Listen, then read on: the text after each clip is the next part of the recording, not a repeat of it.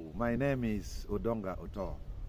Matthias Mpuga, Bobby Wine. Matthias Mpuga, Bobby Wine. Listen to the political philosopher. I was in parliament. At that time, we passed a law that gave benefits to the vice president. Salary for life, car, domestic workers, and renting a house. That was way back around 2002. In 2006, we amended the law and included the speaker and the deputy speaker. Their benefits. As of now, the speaker is entitled to 60% of their salaries on retirement. They're entitled to a house. They're entitled to 2 policemen. They're entitled to domestic workers for life. And you remember, last month they gave brand new vehicles to all the former speakers and deputy speakers. It is the law we passed. Then after that, we included the prime minister. We amended the law and included the prime minister.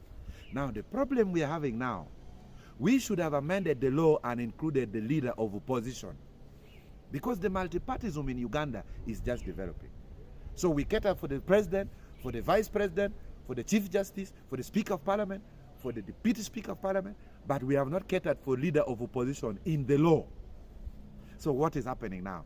The Parliamentary Commission is the body that determines the salary of all MPs and speakers of parliament. It is regulated by the law. So it is the Parliamentary Commission that decides how much money an MP should earn. So the Parliamentary Commission, in their own wisdom, decided that since the leader of opposition is a constitutional office, why can't we give them benefits? Now, the mistake the Parliamentary Commission did, they should have gone and amended the other law to include the leader of opposition to join the other list of speaker and deputy speaker. But the government will not accept. So what the Parliamentary Commission decided, that they will give an ex gratia, a thank you to anyone who becomes leader of opposition in the history of this country. In future, 500 million shillings. Now, honestly speaking, how can Bobby Wine say that is corruption by Matthias Mpuga? That is cheap politics. Because the law allows the Parliamentary Commission to do that.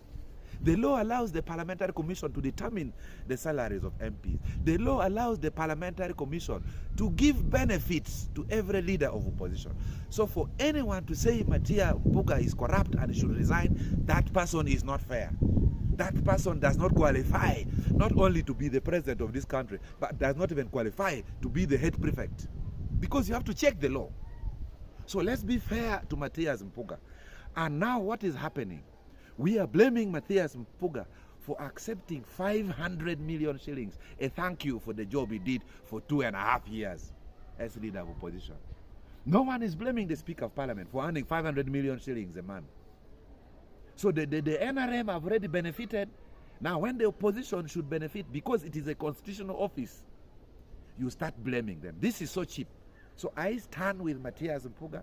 Bobby Wine, you need to retreat that statement. This is not how we do politics. I would even advise that the former leaders of opposition, like Professor Gayala Tigo, like Nandala Mafabi, like Betty Awolu Chan, should be included in the law. The only problem is the Parliamentary Commission chose to enter through the window and not through the door.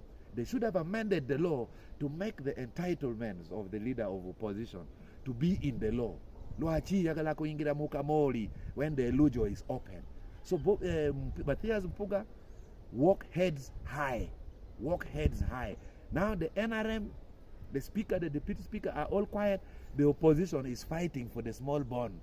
Then how will you take over power if you behave like that? If this is the approach, we will definitely not work together. Thank you so much, but let's continue the fight against corruption. God bless you.